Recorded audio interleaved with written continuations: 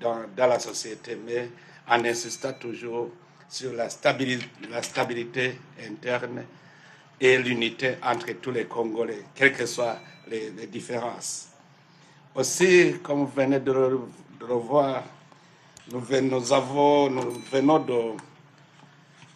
de nous réunir autour d'un sujet important. C'est l'épidémie d'Ebola qui nous a réunis pour être informés par l'équipe de riposte. Nous encourageons cette équipe, mais aussi j'exprime ma solidarité avec la République démocratique du Congo, le peuple congolais.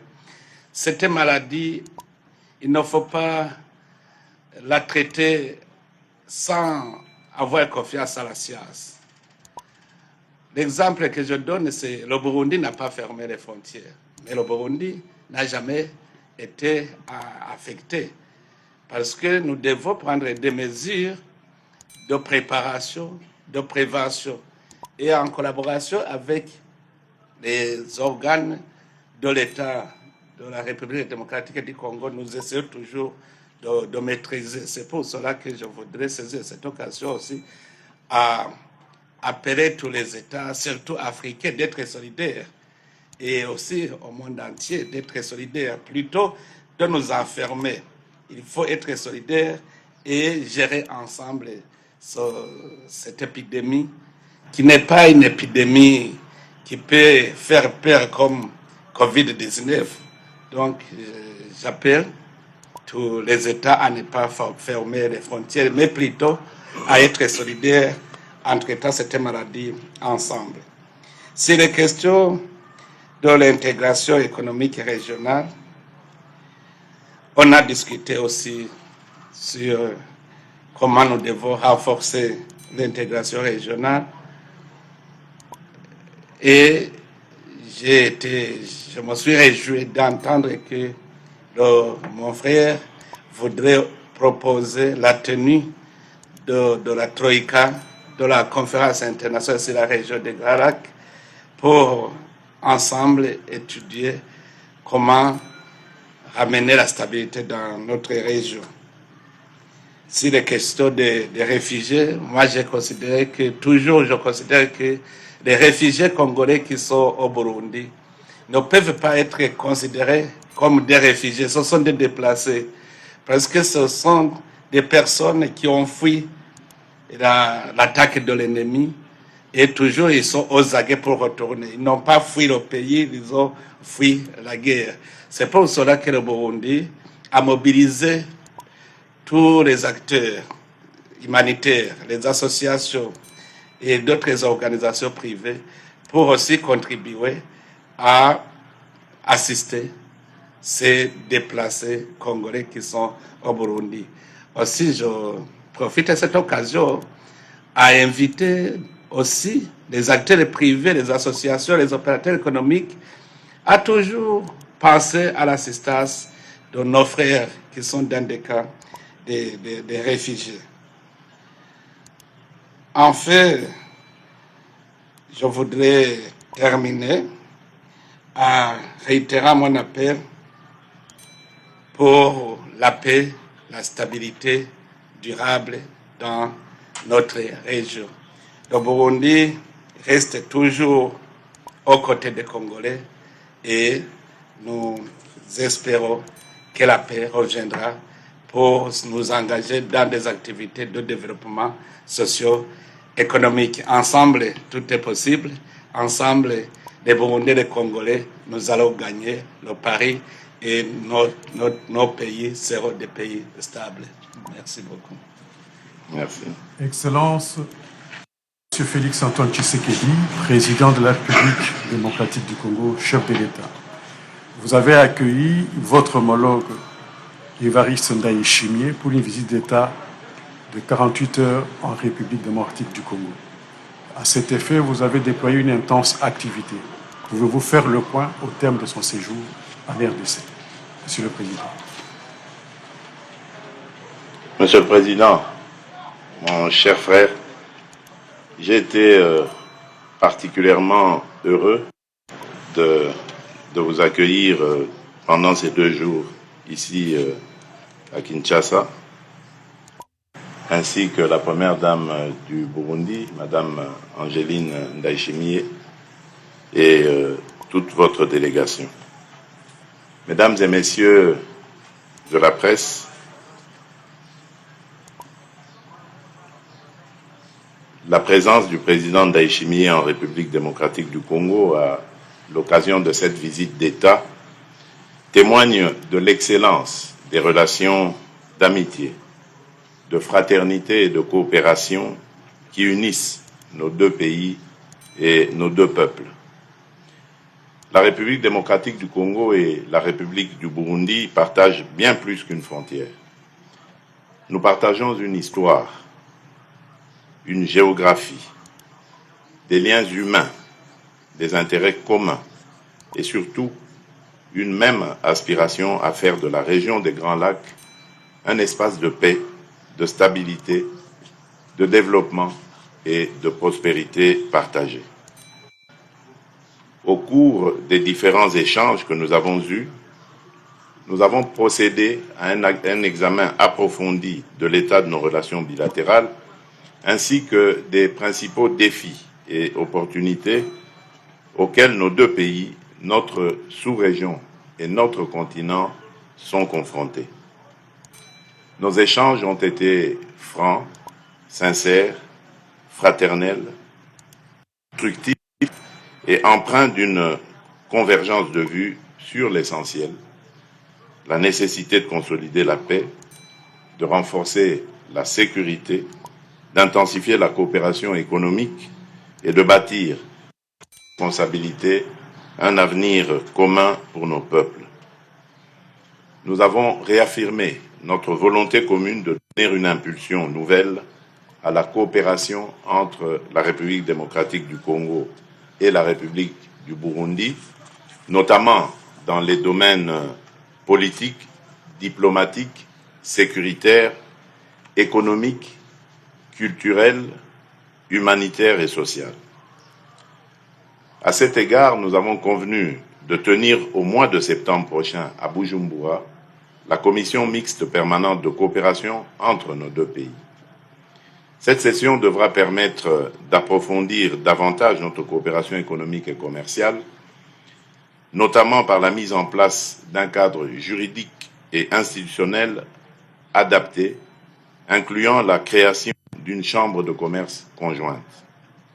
Nous avons également exprimé notre volonté commune d'élargir les bénéfices de cette coopération à l'ensemble des territoires de nos deux pays, au-delà des seules zones frontalières, afin de favoriser une intégration économique plus large, plus équilibrée et plus inclusive. Cette commission devra permettre à nos deux gouvernements d'accélérer la mise en œuvre des engagements déjà pris, d'identifier de nouveaux projets structurants et de faire de notre coopération un levier concret au service de nos populations. S'agissant de la situation sécuritaire dans l'est de la République démocratique du Congo, nous avons longuement échangé sur les efforts en cours en vue de restaurer durablement la paix, la sécurité, la stabilité et l'autorité de l'État dans les zones affectées.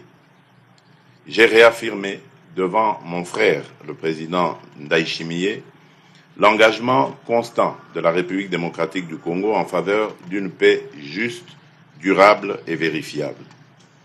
Notre pays demeure pleinement engagé dans les initiatives diplomatiques en cours, notamment les processus de Washington et de Doha, ainsi que la médiation africaine dans le respect de notre souveraineté, de notre intégrité territoriale et des principes du droit international. Nous avons également échangé sur le rôle des mécanismes régionaux dans la consolidation de la paix et de la stabilité dans la région des Grands Lacs. À cet égard, nous avons confirmé la tenue au mois de septembre prochain de la réunion de la Troïka de la Conférence internationale sur la région des Grands Lacs, la CIRGL en sigle. Cette rencontre constituera une étape importante pour renforcer la concertation politique régionale, assurer le suivi des échanges en cours et soutenir les efforts collectifs en faveur de la paix, de la sécurité et de la coopération dans notre région. Nous partageons la conviction qu'il est crucial de poursuivre la mise en œuvre effective des engagements déjà souscrits. Les populations de l'Est de la République démocratique du Congo, durement éprouvées par des années de violence, attendent plus que jamais des résultats concrets, mesurables et vérifiables. Elles attendent le silence des armes. Elles attendent le retour de la sécurité. Elles attendent la restauration de l'autorité de l'État. Elles attendent la justice, la dignité et la possibilité de reconstruire leur vie sur leur propre terre. C'est pourquoi la République démocratique du Congo continuera de défendre avec fermeté et responsabilité sa souveraineté nationale, tout en restant disponible pour toutes les initiatives sincères, susceptibles de conduire à une paix durable dans la région des Grands Lacs. Nous avons également échangé sur les initiatives régionales destinées à renforcer la paix, la sécurité collective et l'intégration économique dans notre sous-région. Notre conviction commune est que la paix et le développement doivent avancer ensemble. Il ne peut y avoir de stabilité durable sans perspective économique, sans infrastructures, sans échanges commerciaux, sans emploi pour les jeunes, sans connectivité régionale et sans coopération avec les États voisins. À cet égard, nous avons souligné l'importance des projets structurants capables de rapprocher davantage nos économies, de faciliter la circulation légale des personnes et des biens, de renforcer les corridors commerciaux, de développer les infrastructures transfrontalières et d'améliorer concrètement les conditions de vie de nos populations. Il est important et utile de mentionner que sans la restauration réelle d'une sécurité totale à l'est du pays, les efforts de développement demeurent vains.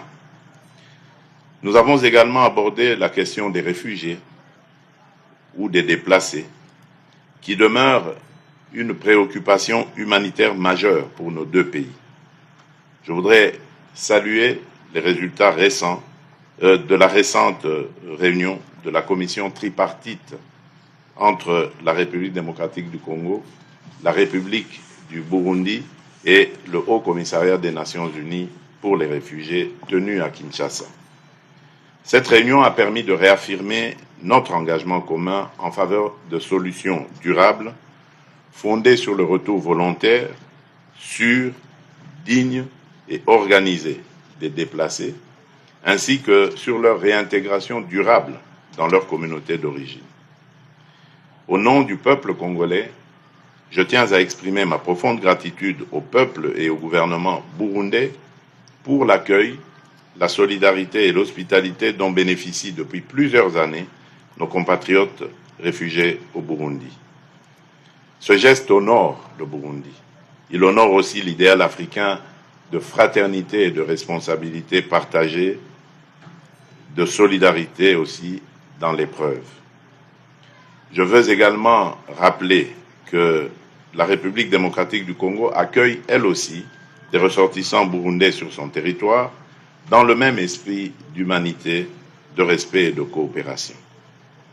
Nous continuerons donc, avec l'appui du HCR et de nos partenaires, à travailler ensemble pour que les retours se fassent dans des conditions de sécurité, de dignité et de durabilité, en tenant compte des réalités humanitaires, sociales et économiques des zones de retour.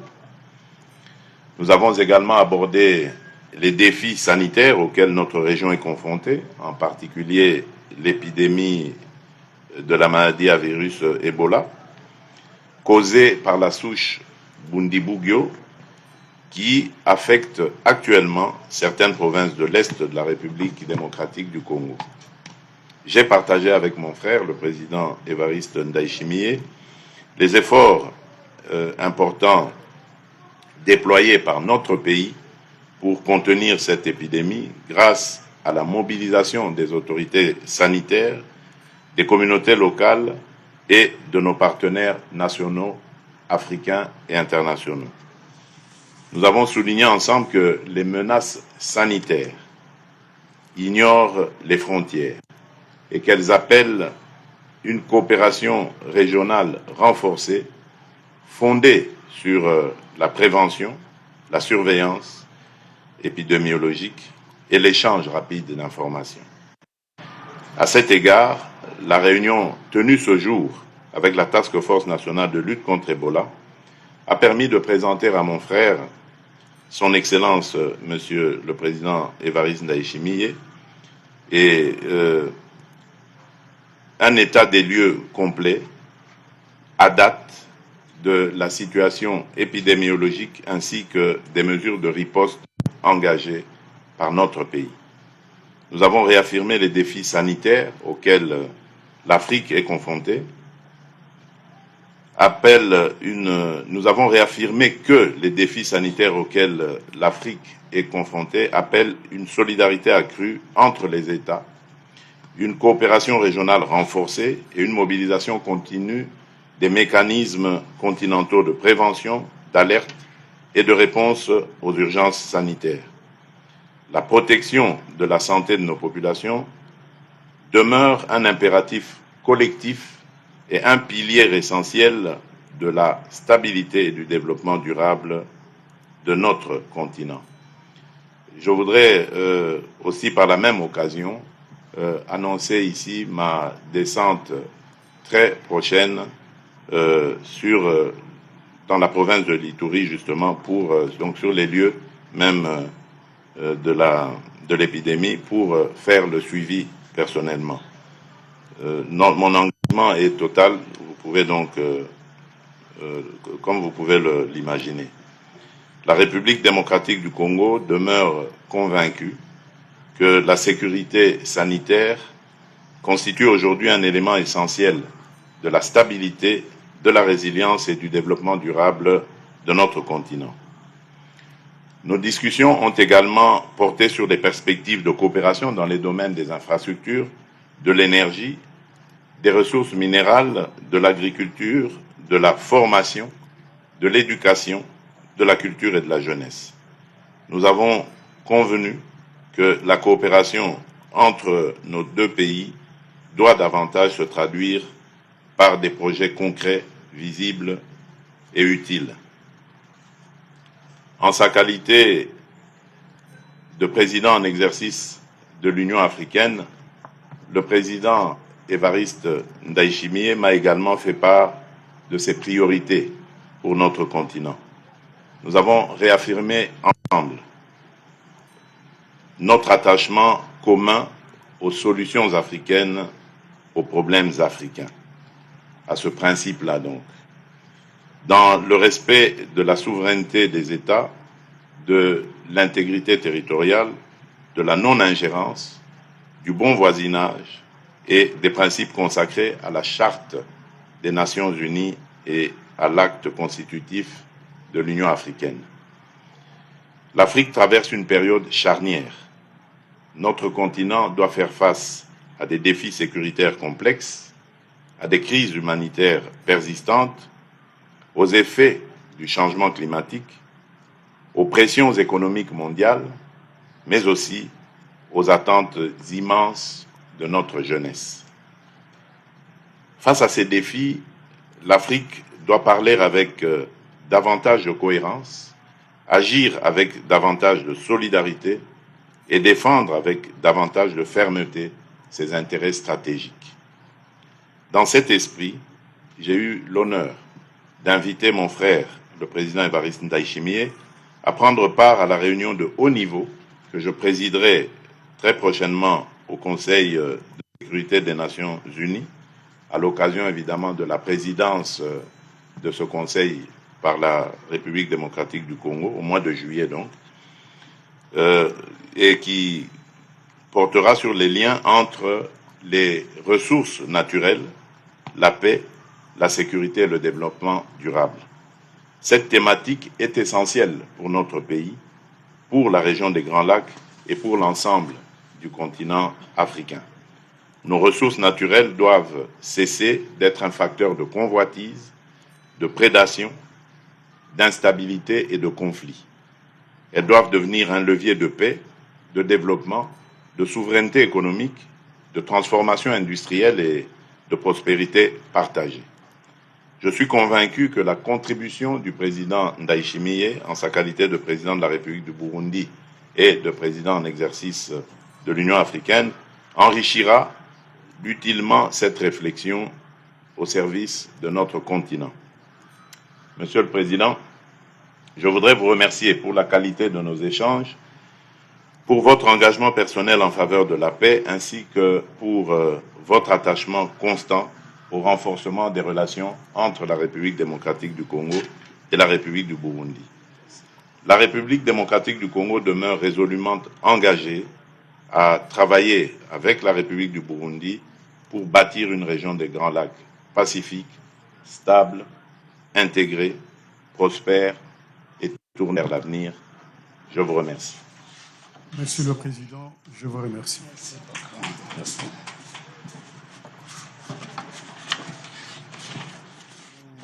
En exercice de l'Union africaine, Évariste Ndayishimiye, et le président de la République démocratique du Congo, Félix Antoine Tshisekedi Tshilombo. La grande annonce, c'est la descente du président dans la province de l'Ituri pour suivre personnellement l'évolution de la maladie à virus Ebola jusqu'à Kousséma. En plus de cette annonce, il y a cette convergence de vues entre les deux chefs d'État.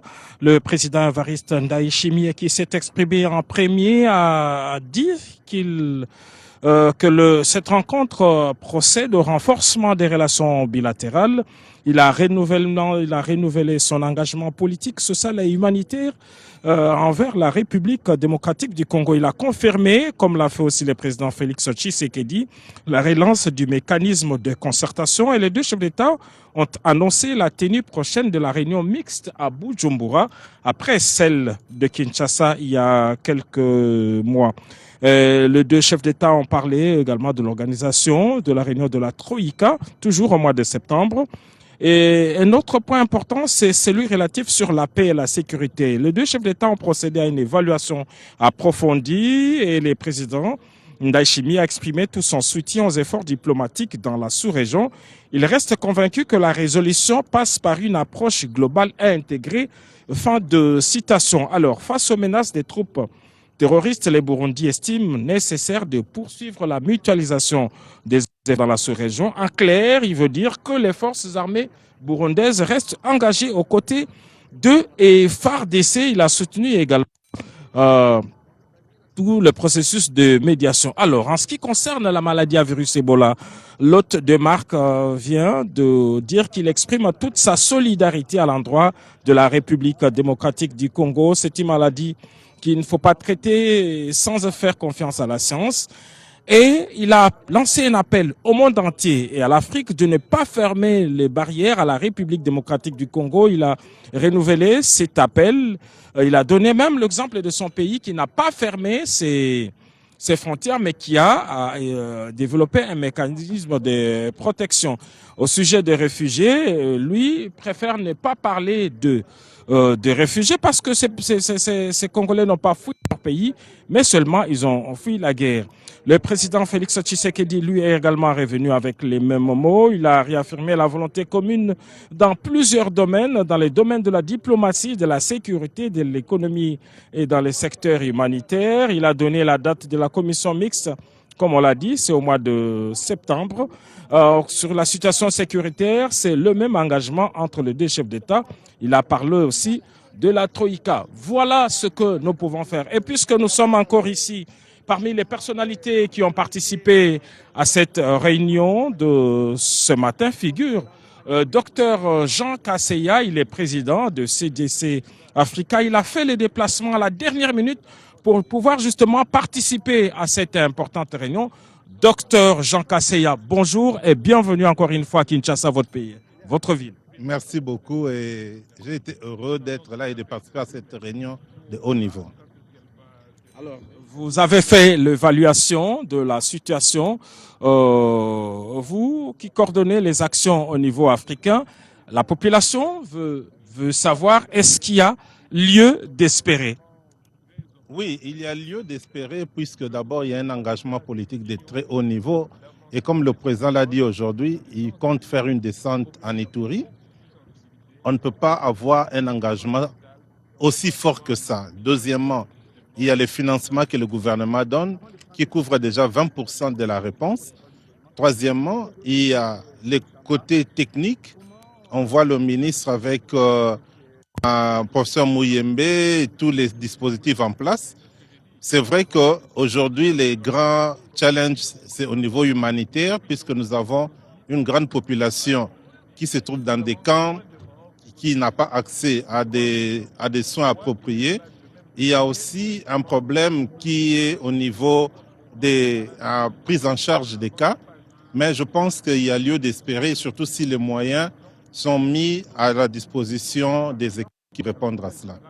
Ok, merci beaucoup, Dr Jean Kasseya. Nous allons prendre dans l'entretemps Dr Jean-Jacques Mouyembe, qui n'est plus à présenter. Docteur, vous avez fait une présentation certainement le président de l'Union africaine qui est impliqué dans cette riposte et le message qu'il vient de livrer aujourd'hui.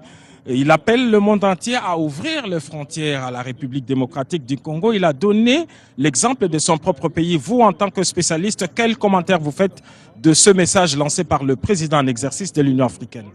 Je pense que le président Ndayishimiye n'a fait qu'appliquer le règlement sanitaire international de l'OMS qui dit qu'en cas d'épidémie, on ne doit pas fermer les frontières.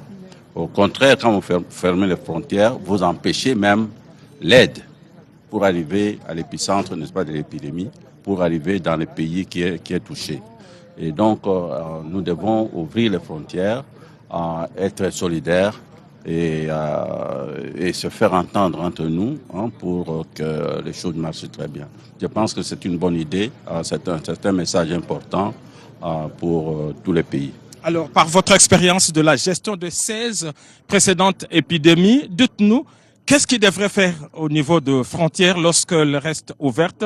Qu'est-ce qui devrait être fait pour assurer aussi tous les voisins de la RDC et tous ceux qui veulent fréquenter la République démocratique du Congo? Simplement organiser donc les check-up, n'est-ce pas, aux frontières.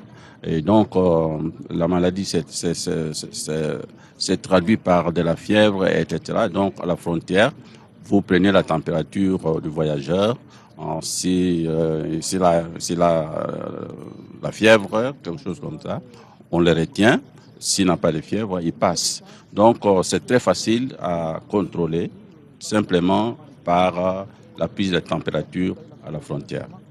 Merci beaucoup, Robert Ndaye. Je vais passer le relais à Robert Ndaye qui va lui s'entretenir avec le ministre. Et d'ailleurs, le 2, vous revenez de Mongwalu, l'épicentre de cette épidémie. Robert, dites-nous, avec monsieur le ministre Roger Kamba, dites-nous, vous venez du terrain, mais c'est aussi catastrophique que le présente le média. Oui, avant peut-être de répondre aussi à ça, le président annonce son départ pour Ituri. Est-ce que vous êtes satisfait pour la riposte que vous êtes en train de mener sur le terrain? D'abord, merci beaucoup pour la question. J'étais pas seul, j'étais avec Patrick Mouyaya sur le terrain. Donc, est-ce qu'on est satisfait? Oui, dans le sens où la riposte elle est maintenant bien installée. Nous avons effectivement une riposte, comme dit le représentant de l'OMS, une riposte très solide, très robuste sur le terrain et qui commence à donner des effets. Le premier effet qu'on voit, c'est la diminution de nombre de personnes qui arrivent tard. On voit maintenant qu'il y a de plus en plus de personnes qui arrivent très tôt aux soins, avant ce qu'on appelle, nous, là-bas, la phase humide. La phase humide, c'est quand la personne a la diarrhée, a les vomissements et parfois même a des hémorragies. Et je dis parfois parce que c'est pas tout le temps qu'il y a des hémorragies. Et donc, plus les gens viennent tôt, plus il y a des guéris. Je donne l'exemple de l'hôpital général de Bunia, où on nous dit qu'au début, il y avait à peu près 60% des personnes qui mouraient.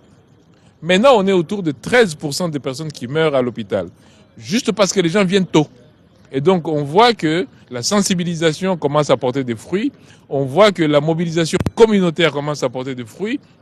On voit que le travail fait par les leaders communautaires. Nous sommes partis avec des députés. Nous sommes partis avec des députés nationaux, mais à ma deuxième descente, on avait déjà rencontré les députés locaux. Donc, vraiment, on sent que la riposte est de plus en plus solide sur le terrain. Ce que je peux dire, c'est que En termes de compte, nous avons installé plus de 516 lits en moins d'un mois. Nous avons installé plus de 9 laboratoires en moins d'un mois. Nous avons passé le nombre de tests de 20 par jour à 2000 par jour. Donc la riposte est en train de se mettre en place et on a des partenaires solides. On a l'OMS qui est très solide avec nous sur le terrain. On a Africa CDC qui est très solide avec nous sur le terrain. On a l'UNICEF, on a d'autres aussi. Et nous avons une mobilisation internationale qui se met aussi en mouvement de manière solide. Et d'ailleurs, c'est ce que le chef de l'État a demandé tout à l'heure dans la réunion que nous avons eue avec lui, que nous puissions cartographier toutes les aides pour que nous puissions voir effectivement qui a fait quoi, qui a donné quoi. Voilà, peut-être la population de Toury qui vous suit en ce moment et qui attend l'arrivée du président de la République. Vous étiez avec le ministre Mouyaya. Est-ce que vous avez un message à leur dire? Ben, la population de l'Itourie nous a vus. Il y a 2 jours, nous étions avec elle. Nous répétons que c'est un engagement au plus haut point. Cette riposte est conduite par le chef de l'État lui-même, le président de la République, et annoncer qu'il va descendre, ça montre encore que de nous, ces ministres, lui-même, il est au contrôle de la riposte. Merci. Je vais passer le micro à Giscard Koussema pour prendre le porte-parole du gouvernement qui revient de l'Itourie pour cette riposte. J'annonce aussi que nous allons prendre le représentant des humanitaires, toutes ces institutions qui sont mobilisées autour du président de la République dans le cadre de cette riposte. Alors, monsieur le ministre Patrick Mouyaya, porte-parole du gouvernement, la riposte, c'est aussi l'information. L'un des fronts, c'est la désinformation. Aujourd'hui, on sent que certaines qui participent à cette campagne de désinformation ne se cachent plus, à l'instar de ce responsable rebelle qui s'affiche carrément et qui avoue simplement participer à cette désinformation. Votre réaction? Bon, écoutez, on n'est pas surpris parce que d'abord, non seulement qu'ils gouvernent par cri, mais ils n'ont rien d'autre que la sémence et la propagation de la mort. On ne va pas accorder beaucoup de crédit à ceux qui n'en ont aucun parce que justement, lorsque vous avez excellé dans les tueries, lorsque vous allez exceller dans les massacres, et lorsque vous venez vous présenter en sauveur, personne ne vous croit. Ça, c'est une chose. Mais l'autre chose la plus importante, c'est l'engagement du président de la République et de tout le gouvernement. Depuis le premier jour de la survenance ou de la déclaration officielle de cette épidémie, nous sommes pleinement mobilisés aux côtés du ministre de la Santé qui dirige la riposte sur le terrain pour que nous puissions faire le combat contre l'infodémie, le combat contre la désinformation, mais aussi le combat contre les résistances communautaires. Vous savez, au début de cette épidémie, beaucoup pensaient que c'était pas la maladie n'était pas réelle. Beaucoup pensaient que c'était du poison. Mais aujourd'hui, grâce à la sensibilisation que nous avons mise en place, grâce aux efforts continus qui sont faits sur place par nos équipes, nous pensons que progressivement, la population a pris conscience. Et c'est ça, les game changers. Parce que si vous regardez les chiffres aujourd'hui, il y a plus de cas, ça veut dire qu'on fait plus de tests. Il y a moins de morts, ça veut dire qu'il y a plus de gens qui se rendent à l'hôpital à temps. Et on a aujourd'hui au moins 100 guéris. C'est tout aussi illustratif, justement, de la stratégie de la riposte qui fonctionne. Et l'annonce du président de la République aujourd'hui à se rendre sur place, c'est la preuve justement que toute la nation est pleinement mobilisée en soutien à nos compatriotes qui sont éprouvés par cette épreuve pour qu'ensemble nous puissions en sortir et dans les meilleurs délais. C'est un exemple d'engagement, c'est un exemple de solidarité également qu'a exprimé aujourd'hui le président de la République. Il viendra à Mongwalou, il sera à Bunia. Et nous allons terminer avec le représentant des humanitaires. Je pense que le représentant de l'OMS, si je ne m'abuse, c'est encore Africa CDC, c'est vrai, docteur Jean Cassé a parlé. Vous êtes sur place ici. Juste un mot avant de terminer cette antenne avec Robert Ndaye. Alors, la chose que je voudrais dire ici, c'est qu'on est très content que le chef de l'État ait annoncé qu'il va visiter le terrain pour encourager ceux qui sont en train de lutter contre la maladie. Je pense que c'est un signal très fort. Un signal très fort qui montre qu'il a pris les choses en main. Et quand lui prend les choses en main, nous tous nous allons suivre et accélérer le progrès sur le terrain de sorte que nous puissions mettre fin à l'épidémie dans un bref délai. Merci beaucoup. Alors Robert Ndaye, on est en train d'aller vers la fin. Le président du Burundi vient de sortir de la cité de l'Union africaine. C'est également la fin de sa visite d'État ici en République démocratique du Congo. Vous avez animé ces directs avec nous depuis Zera aujourd'hui. Je pense que les bonnes choses ne pouvant plus durer, nous allons procéder à une descente. Merci à une descente. C'est pour vous dire que le président burundais Evariste Ndayishimiye vient de terminer ces 2 jours de visite d'État ici à Kinshasa avec cette conférence de presse animée conjointement entre le président Félix Tshisekedi, le grand monstre, la sécurité. Tous les 2 chefs d'État mobilisent leurs efforts pour la sécurité à l'est de la République démocratique du Congo.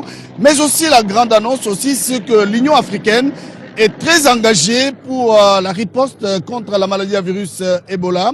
Et la sécurité était au centre de 2 communications de 2 chefs d'État pour la mutualisation des efforts pour que la paix, alors la paix définitive, puisse rentrer à l'est de la RDC.